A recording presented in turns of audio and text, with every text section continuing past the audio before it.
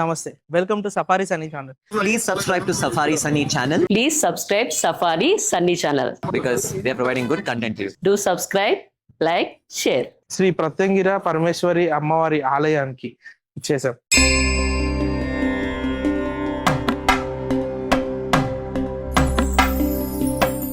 జగద్గురువులు శ్రీ స్వామివారు సుమారు 20 సంవత్సరాల క్రితం ఈ యొక్క మందిరం నిర్మించి అమ్మవారిని ఇక్కడ ప్రతిష్ఠ చేయడం జరిగింది. ప్రతిరోజు అతి శక్తివంతమైన మహిమాన్వితమైన వారాహి ప్రత్యంగిర హోమాలు జరుగుతాయండి.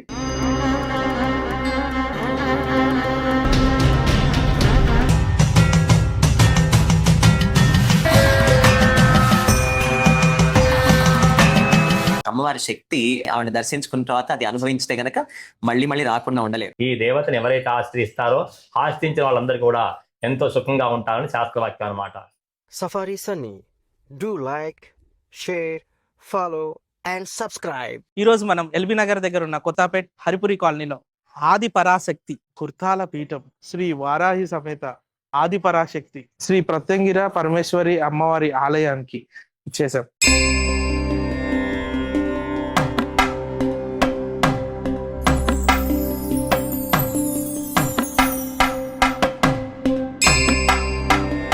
అమ్మవారి దర్శనం చేసుకొని ఆలయ విశేషాలు ఏంటో తెలుసుకుందాం.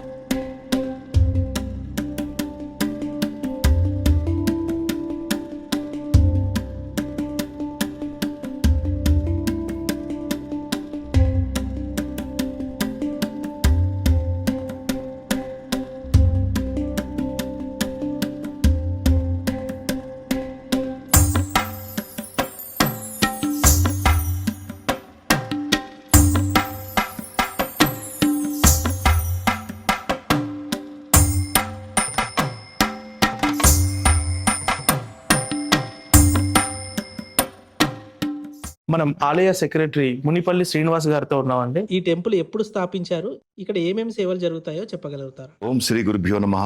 ఓం శ్రీ మాత్రే నమః. నారాయణ సమారంభాం శంకరాచార్య మధ్యమాం శ్రీ సిద్ధేశ్వర పర్యంతాం వందే గురు పరంపరా. కుర్తాళం శ్రీ సిద్ధేశ్వరి పీఠాధిపతులు పరమహంస పరివ్రాజకాచార్యులు మహిమాన్విత యోగి నడిచే దైవం జగద్గురువులు శ్రీ శ్రీ శ్రీ సిద్ధేశ్వరానంద భారతి మహాస్వామి వారి పాదపద్మములకు నమస్కరిస్తూ, ఆదిపరాశక్తి శ్రీ ప్రత్యంగిర పరమేశ్వరి దేవి పాదపద్మములకు నమస్కరిస్తూ, శ్రీ వారాహి దేవి పాదపద్మములకు నమస్కరిస్తున్నాం. జగద్గురువులు శ్రీ స్వామివారు సుమారు 20 సంవత్సరాల క్రితం ఈ యొక్క మందిరం నిర్మించి అమ్మవారిని ఇక్కడ ప్రతిష్ఠ చేయడం జరిగింది. ఆ రోజు నుంచి నేటి వరకు ప్రపంచవ్యాప్తంగా లక్షలాది భక్తులు ఇక్కడ అమ్మవారిని దర్శించుకొని, అవకాశం ఉన్న వాళ్ళు హోమాలు చేసుకొని అమ్మవారి మహిమ వలన అందరూ సత్ఫలితాలను తీసుకొని వెళ్తున్నారు. భారతదేశంలో వారాహి ప్రత్యంగిర హోమాలకి ప్రసిద్ధి చెందిన క్షేత్రం. ప్రతిరోజు అతి శక్తివంతమైన మహిమాన్వితమైన వారాహి ప్రత్యంగిర హోమాలు జరుగుతాయండి. లక్ష్మీ గణపతి, సిద్ధగురువు, కాలభైరవ, బగళాముఖి, వారాహి, ప్రత్యంగిర ఈ యొక్క మూల మంత్రాలతో ఇక్కడ హోమాలు జరుగుతాయి. లక్ష్మీ గణపతికి వాడే అటుకులు, బెల్లము, తామర గింజలు తప్ప మిగిలినవన్నీ కూడా ఘాటైన పదార్థాలు. ఎండుమిరపకాయలు, తానికాయలు, ఆవాలు, విప్ప పువ్వు, నువ్వులు, ఎర్ర బియ్యం, పసుపు కొమ్ములు, ఉప్పు, మిరియాలు ఇటువంటి ద్రవ్యాలతో ఇక్కడ హోమాలు జరుగుతాయండి. చాలా శక్తి దేవత, మహిమాన్విత దేవత, మహిమాన్విత క్షేత్రం. ఎక్కడెక్కడి నుంచో విచ్చేస్తున్నారు. భారతదేశం నలుమూల నుంచి విచ్చేస్తున్నారు. ఇవాళ భక్తుడికి, భక్తురాలికి ఎటువంటి సమస్య తీరకపోయినా మన తెలంగాణలో హైదరాబాద్ కొత్తపేట శ్రీ రామకృష్ణాపురంలో కృతాలం పీఠాధీశ్వరులు జగద్గురువులు స్వామివారు ప్రతిష్ఠించిన అమ్మవారి దేవాలయంలో ఇక్కడ హోమాలు చేసుకుంటే సమస్యలు తొలగిపోతాయని అన్ని దేవాలయాల్లో పనిచేసే అర్చకులు, పురోహితులు, ముఖ్యంగా ఆస్ట్రాలజర్స్ అందరు భక్తులను ఇక్కడికి పంపిస్తున్నారు. నిజంగా మనందరి అదృష్టం. అమ్మవారు అందరినీ అనుగ్రహిస్తున్నారు. ప్రతిరోజు అమ్మవారికి ఉదయం 6:30 అభిషేకాలు,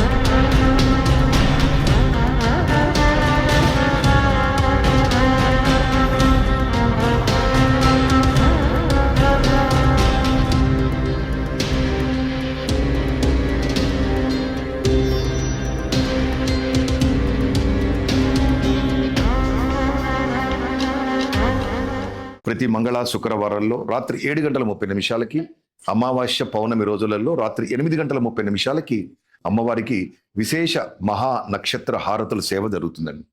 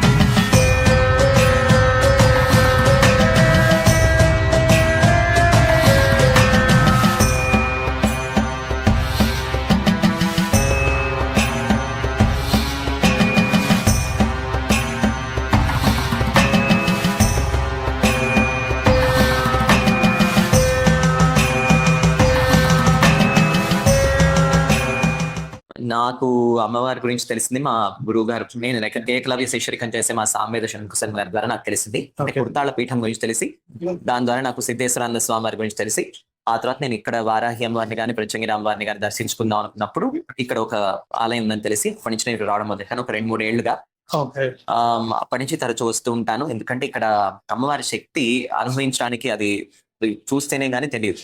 అందుకని ఆవిడ దర్శించుకున్న తర్వాత అది అనుభవించితే గనక మళ్ళీ మళ్ళీ రాకుండా ఉండలేదు. హోమంలో విశేషంగా వాడాల్సిన ద్రవ్యాలన్నీ కూడా హోమాన్ని రూపొందించింది. దానిలో వాడే ద్రవ్యాల విశిష్టతాన్ని కుర్తాళ పీఠాధీశ్వరులు ఆయన సిద్ధేశ్వరానంద స్వామి వారు రూపొందించిన హోమం అని. కాబట్టి ఆయన ఎంతో మంది దేవతల్ని సిద్ధించుకున్నారు కాబట్టి వాళ్ళని ఎలా పూజించాలో ఆ ద్రవ్యాల విశిష్టత దానికి ఉంది.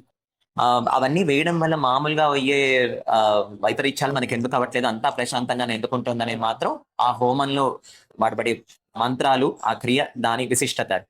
అండ్ అది ఈ రోజుల్లో ముఖ్యంగా మనలాంటి అందరికీ, అంటే మనం అందరూ ప్రశాంతత కోరుకుంటున్న వాళ్ళం కదా. ఇప్పుడు కలికాలంలో మనకి ఎక్కువ డైవర్షన్స్, అశాంతి ఎక్కువైపోయినాయి. ఇలాంటి ప్రశాంతత కోసం ఇలాంటి హోమాలు చేసుకోవడం చాలా మంచి విషయం. ఆలయ ప్రధాన అర్చకులు శ్రీ విఠల్ శర్మ గారితో మాట్లాడి పూజా విధానాలు, వాటి ఫలితాలు తెలుసుకుందాం. ప్రత్యంగిరాం ఆశ్రిత కల్పవల్లీం అనంత కళ్యాణ గుణాభిరామాం సురాసురేశాశ్చిత పాదపద్మాం సచ్చిత్ పరానందమయీం నమామి. ఈ దేవతను ఎవరైతే ఆశ్రయిస్తారో ఆశ్రయించిన వాళ్ళందరూ కూడా ఎంతో సుఖంగా ఉంటారని శాస్త్రవాక్యం అన్నమాట. ఇక్కడ ఈ దేవాలయాన్ని మన గురుదేవుల నుండి పరమంత పరివిరాజకాచార్యవర్యులు, కుర్తాళం పీఠాధీశ్వరులు, జగద్గురువులు శ్రీ శ్రీ శ్రీ సిద్ధేశ్వరానంద భారతి మహాస్వామి వారిచే ఈ దేవాలయం ప్రతిష్ఠించబడింది. ఆనాటి నుంచి ఈనాటి వరకు కూడా ఈ దేవాలయంలో అనేక లక్షల హోమాలు జరిగాయి. అనేక కోట్ల సంఖ్యలో అమ్మవారి యొక్క మూలమంత్రం హవనం జరిగింది. ఈ అమ్మవారికి మనం హోమ ద్రవ్యాలుగా ఇక్కడ ఎండు మిరపకాయలు, నల్లావాలు, తెల్లావాలు, తానికాయలు, ఎర్ర బియ్యము, విప్ప పువ్వు, పశువు కొమ్ములు, ఉప్పు మొన్నటువంటి ఘాటైన ద్రవ్యాలతో ప్రతి నిత్యము కూడా ఈ దేవాలయంలో హోమం జరుగుతూ ఉంటుంది.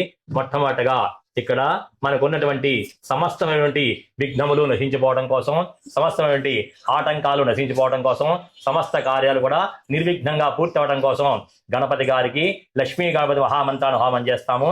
గణపతికి అటుకులు, బెల్లము మరియు తామర గింజలతో హోమం చేస్తాం అన్నమాట. తదనంతరము గురు శుశ్రూషయా విద్య, ఏ విద్య మనకి సిద్ధించాలన్నా గురువు గారి యొక్క అనుగ్రహం ఉండాలి. గురువు లేని విద్య గుడ్డి విద్య అని చెప్పింది శాస్త్రం. అలాగే శాస్త్రవాక్యాన్ని ప్రమాణంగా ఇక్కడ ప్రతినిత్యము కూడా సిద్ధ గురువు యొక్క మహామంత్రాన్ని హోమం చేస్తాం అనమాట. అటుకులు, బెల్లము, తామర గింజలతో హోమం చేస్తాము. తదనంతరము కాలభైరుడు యొక్క మహామంత్రాన్ని హోమం చేస్తాం. కాలభైరవుడు కాలాన్ని శాసిస్తారు. వారు మనకి జాతకం ప్రకారం కుజదోషము, నాగదోషము, కాలసర్పదోషము మరియు ముచ్చుగండ దోషము, వాహనగండ దోషము, ఇటువంటి దోషాలన్నీ కూడా నివారణ చేస్తారు కాలభైరవుడు. ఆ కాలభైరవుడికి మనం ఎర్ర బియ్యము, నల్ల నువ్వులు, విప్ప పువ్వుతో హోమం చేస్తాం కాలభైరవుడికి. తదనంతరము బగళాముఖి మహామంత్రాన్ని హోమం చేస్తాం. బగళాముఖి మహామంత్రం అనేది స్తంభన విద్య అంటారు. ఈ దేవత బగళామేక విద్యాచ షడాశితాస్మృత షట్త్రింశదక్షరోపేత జగస్తంభనకారిణి. అవన్నీ బ్రహ్మాస్త్రము అంటారు.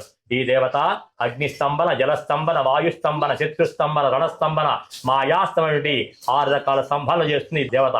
ఈ మంత్రాన్ని ఎవరైతే ఉపాసన చేస్తారో వాళ్ళకి శత్రువు అనేవాడు ఎటువంటి వాడైనా సరే వాడికి నోటి మాట ఉండదు, కంటి చూపే ఉంటుంది. అంత గొప్ప విద్య ఈ బగళాముఖి విద్య.